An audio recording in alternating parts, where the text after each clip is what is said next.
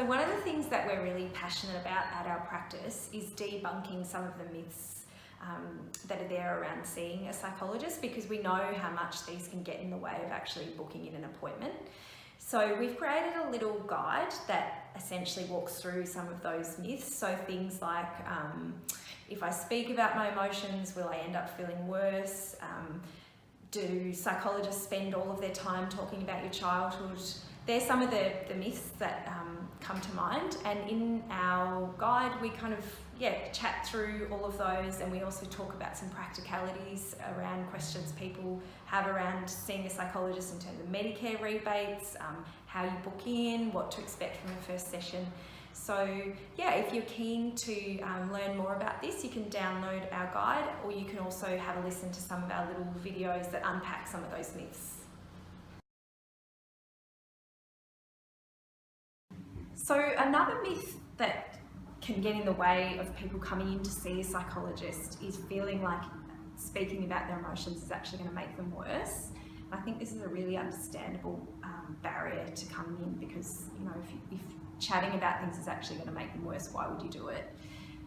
Obviously everyone's different and different approaches work for different people, but the research tends to suggest that actually chatting about how we feel and what we're thinking does tend to turn the volume down on things. I guess this is for lots of different reasons. One of the reasons I think is that it can create a sense of clarity. It can kind of untangle some of the confusion we might be feeling.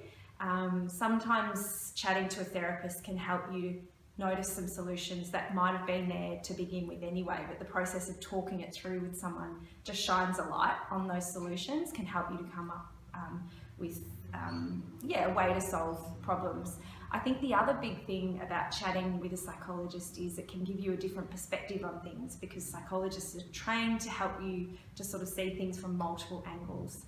And then maybe one of the other factors, I think personally, is that chatting to someone can help you to feel a bit less alone in all of it. So getting it off your chest and just being able to say it out loud can be really healing.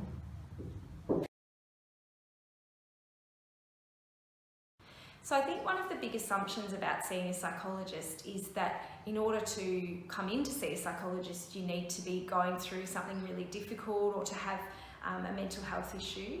And of course that's a great reason to come in and see a psychologist, but we also see people for a whole range of reasons. So it might be working through a breakup, or moving to a new city, or having a career change. It could be a big shift in your life, like becoming a parent. And sometimes people will wait until those changes are actually happening to come in and see a psychologist, and then other times people will be quite proactive about it and actually come in ahead of time and try and map out how that might look and how they can take care of themselves as they navigate that change, and set up some really good habits around taking care of their mental and emotional well-being during that change.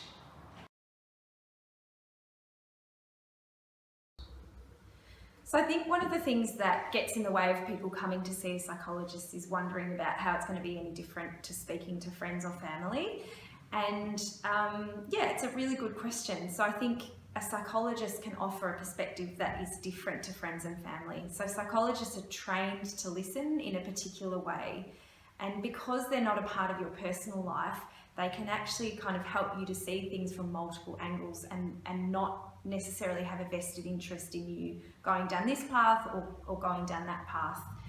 And that can be quite freeing, being able to speak with someone about all the aspects of what's going on, and also knowing that you don't need to take care of the other person, that you don't need to check in with them and make sure they're okay. And that tends to be what we do when we're with friends and family. We'll, maybe we will confide in them and sort of allow them to support us, but then we feel that tendency to kind of reciprocate.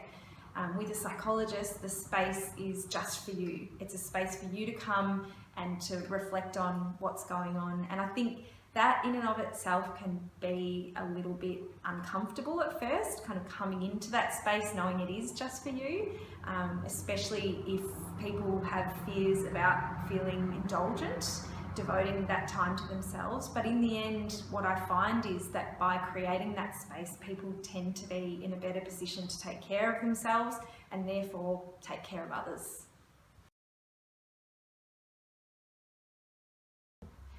So one of the biggest barriers, I think, to booking in an appointment is not knowing what that process looks like. So at our practice, people can get in touch by picking up the phone, or they can also contact us via email. Whichever way they get in touch, we spend the first part of chatting, talking about why the person's coming in. So sometimes people aren't really sure why they're coming in, and our support team are there to help them unpack that a little bit and figure out what it is that they're wanting out of therapy.